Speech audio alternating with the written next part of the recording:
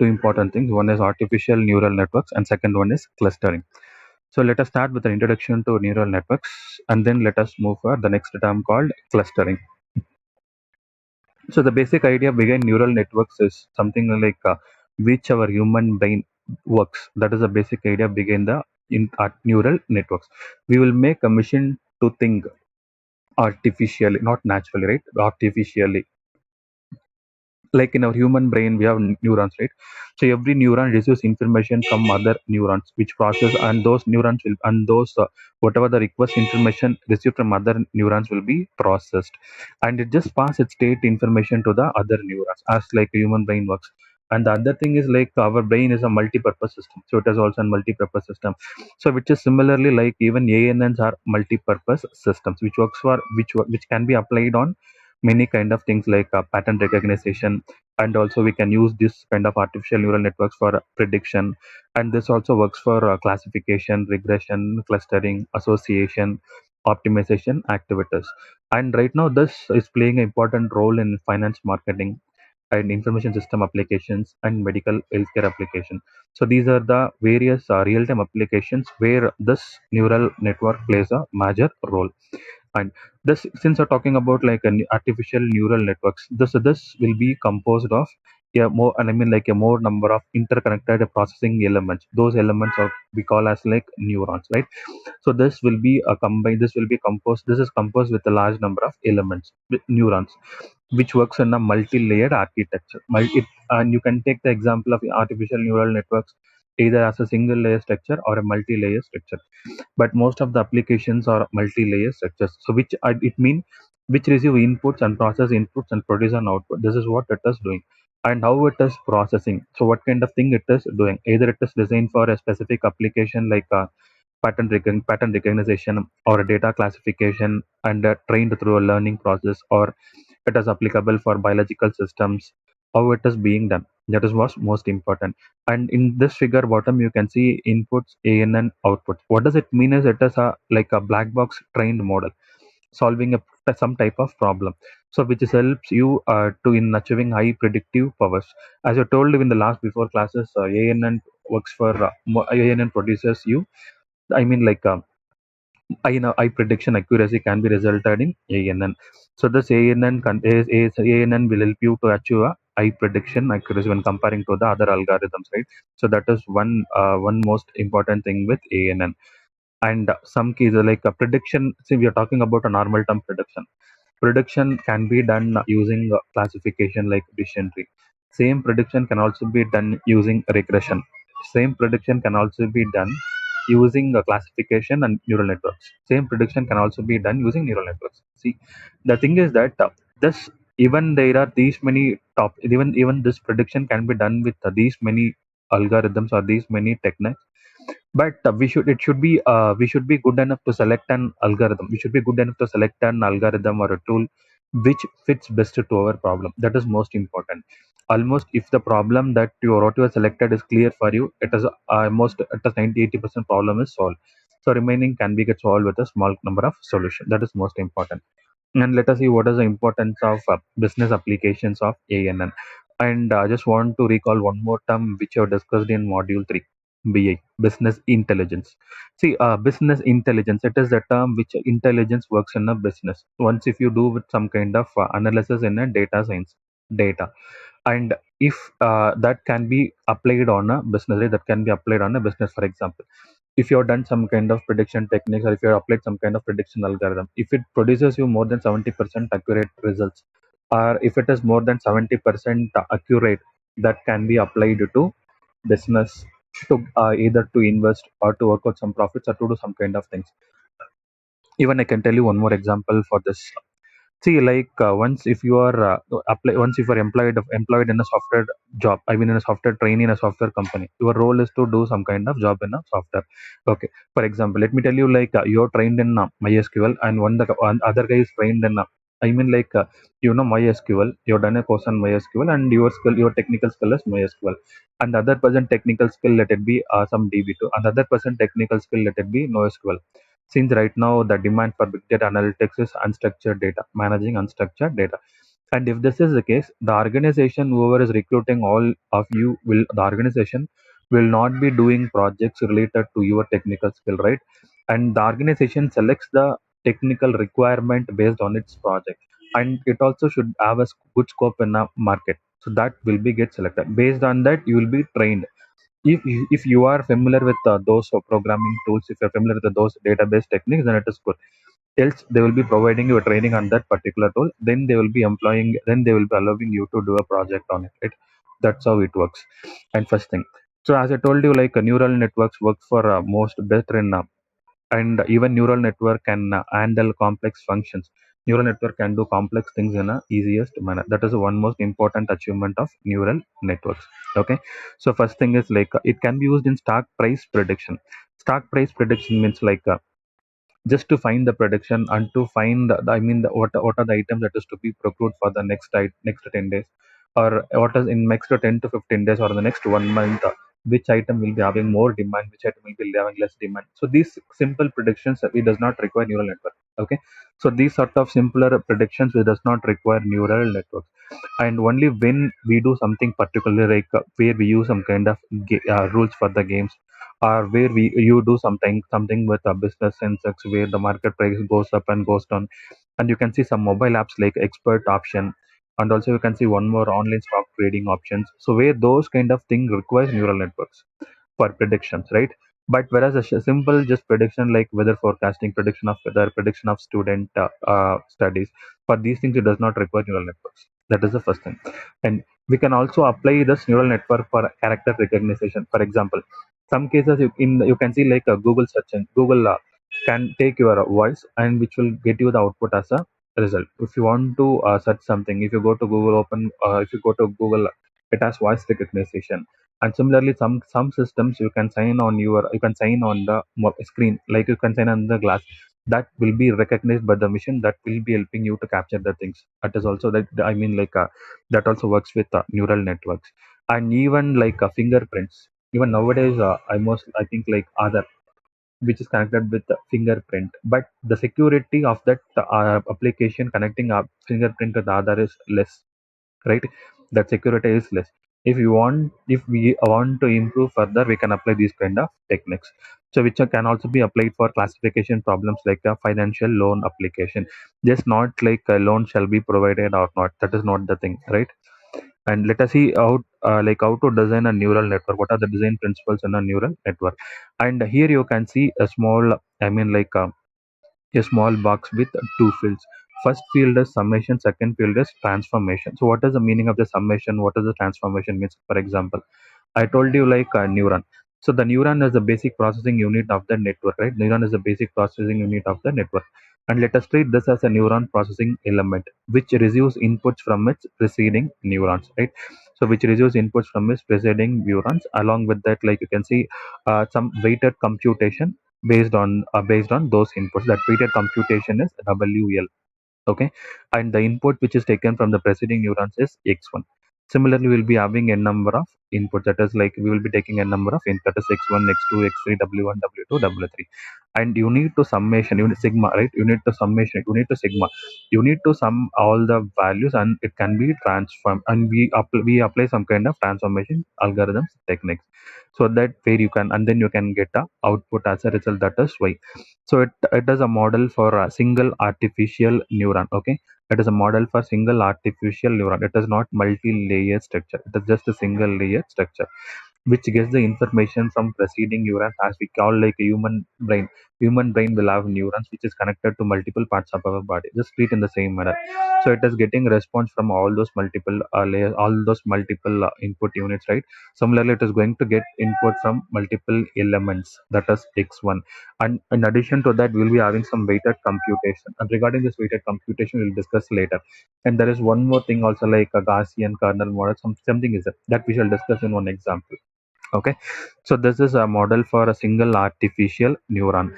And if that same case, if it is like a multi-layered model, let us see the next one, multi-layered model. So it does, you can see it as a multi-layered model. And this neural network is a multi-layered model. There is, I mean, like there is at least one input neuron, one output neuron, at least one processing neuron, right? So we have one input neuron, one output neuron, and one processing neuron. You can see input neuron layer, hidden layer, and output neuron layer. So this what it is doing is like it is a basic structure of single stage computational unit. If it is simple task, it can be processed with one neuron and the result may be communicated soon. But whereas if you're doing with multiple layers of processing elements as shown in the diagram, then it requires the complexity. Thereby, where you are solving the complexity of the predictive action, where you will be solving the complexity of predicting action, right? So this is a model for multi-layer artificial neural network. So where you will be collecting the input from multiple layers, and you will be having an input layer, and then you will be processing it, and then you will be having a output neuron layer. Earlier we have a single input layer, we have a single processing unit. Here we have three units. So here you have multiple units. So it is single layer and it is multi-layer neuron, multi-layered artificial neural networks. Okay, and now let us see.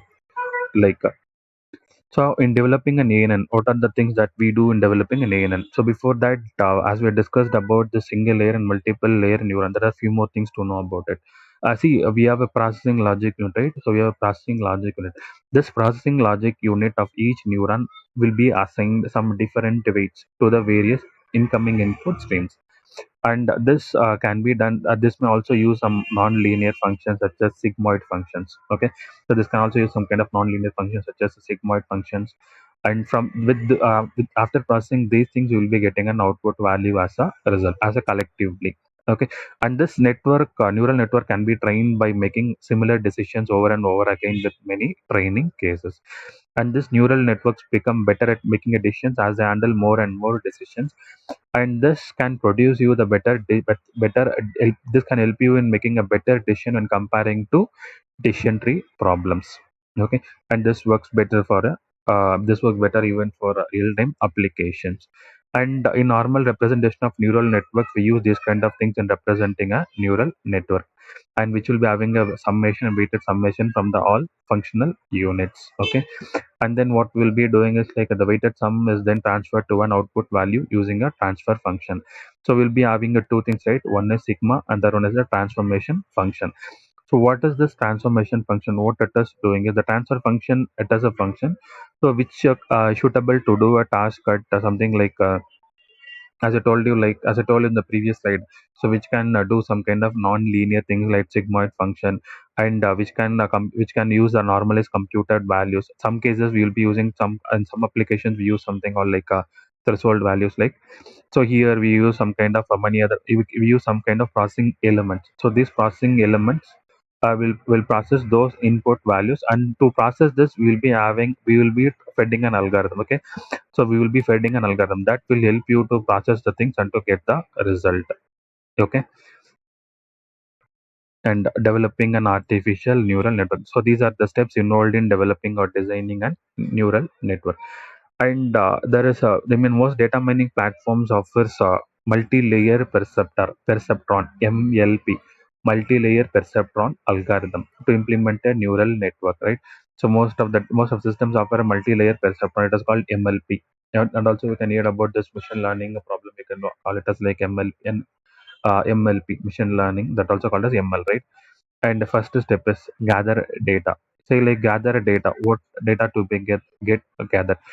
So what is the input data that we are going to get the data, and either the data has to be get pre-processed or it is pre-processed and ready for a processing, that has to be checked out. And this trained data needs to be further trained into training data and validation data. And let us see the difference between training data and validation data. See, one set is called as like a training setup. That data set is used to adjust the weights on the neural network approximately 60%. Okay, so this will be approximately 60%. And validation means which helps you to minimize overfitting and verifying accuracy of the system. That is validation, where we will be to be simple, like validation is something like which will help you to verify the accuracy. Are am I doing the things right in a right manner, and what percent I'm doing it right? That is validation. And it is a difference between validation and training. And we have one more approach called the k-fold cross validation. This let us see later. Okay, it is called the k-fold process, k-fold cross validation. And second, select the network architecture. So as a network architecture, what is the network architecture am I going to select? The network architecture, it can be, if you're trying to solve a problem using classification, then you can select feed forward networks, MLP, right? If you're trying to solve something using something related with classification or regression, we can use feed forward networks. If we are trying to solve something using clustering, then we can select adaptive resonance theory, ART. Or if I'm trying to use some kind of association rule mining, then we can select upfield networks. So these things we'll be discussing. This is a just overview introduction, and also we'll be discussing about these things in detail in the next things. Okay. Third, select the algorithm. So which algorithm we are trying to do? See, in learning about algorithms, like what kind of algorithm fits to what kind of problem, and how this algorithm has been applied on this, how it is implemented. To learn these things, it is always to better it is always to better to learn from research papers instead of textbooks, right? Textbooks will have textbooks will have those algorithms which is always proved, right? So which is always proved, which is always given a higher I mean like higher rank, higher accuracy. See, if you take association rule mining, you can see all the textbook holds a priori algorithm. If you take clustering, all the textbook holds K means clustering. If you take a decision tree, textbooks holds a decision tree algorithm. Few textbooks holds ID3. Few textbook holds CART. But there are n number of algorithms which are widely available, and even you can see some some new invented algorithms related to these areas also will be found in research papers. Once if you start looking into research papers and start analyzing how those algorithm works, then you can be familiar with the algorithms related to machine learning or related to big data analytics or related to data analytics. That is most important part. And next set network parameters, and now train the ANN with the training data. Once after this is done, then I need to train my artificial neural network with the given trained data. Next, I need to validate the model and I need to validate the data. And next, as I told you, like once model is validated, we should talk about the inputs and weights. Next, I need to assign the weights and test the trained model, and now deploy this ANN with predictive accuracy. So how far my results are accurate, how far my results are productive, that I should be knowing it, right? So like in this topic ANN, we'll be discussing about only the basics of ANN. What does ANN mean? How to develop an ANN? How to design an ANN, right? So as in decision tree, we will not be having any exercise problems or will not be solving any kind of small examples. So in regression, I told you like we'll be having one small example in regression. I mean exercise solving a regression problem. So since we have a test in the today evening, we'll be having a regression problem solving on Monday. Okay. So this is how an ANN can be developed. And now what is the advantage of ANN and what is the disadvantage of ANN? Okay, so what is the advantage of ANN and what is the disadvantage of ANN? So the first and foremost advantage is that like ANN imposes very little restrictions. I mean, you need that is only little. See, the one thing is when the complexity is more large, you can go for using ANN, and you want highest number of accuracy given from the given from the complexity. Then it is always better to go with ANN. ANN can also handle the variety of problems with classification, clustering, regression. That's what we have discussed in the earlier. And if you are trying to do with some kind of things with tools, there are few tools available in internet which will help you to implement. I mean, you need not to implement the algorithm, you need not to implement the code on your own. That will give you a skeleton, that will give you the body of the code, where you can change it accordingly to fit into your parameters, into your problem, and you can use it. This works even for prediction. The best example I can tell you is install R programming package, install R language into your system. Okay. To do R programming language, you need not be much more familiar with the programming. Once after doing this R, take a data set as an input. That data set, let it be a CSV file. Or if you want to give input only with a small set of data, you can go with even Excel. That is also fine. But it works best once if you go for even CSV files. Just take Excel file and have your own data set or download from internet, take CSV files and just feed into your system using R. And where you can see prediction functions. I mean, you need to define the function that is already there, which will be supported with package files as a library files which you use in programming language. With that, you can do the things. and this also done works with Python. But and mostly these we are familiar with programming languages C, C++, and some more things we are using with Java. But this does not work with these kind of online tools. Okay, and since now we also integrate and we are using MapReduce implementations, and you are using Java and MapReduce implementation, and knowing Java is must and mandatory to use all these kind of algorithms and all these kind of things. Okay, and the other drawback with addition tree and regression is addition tree can be applied for discrete, whereas this um, regression can be applied for continuous values like numerical and categorical, whereas this neural networks can be applied for both the cases.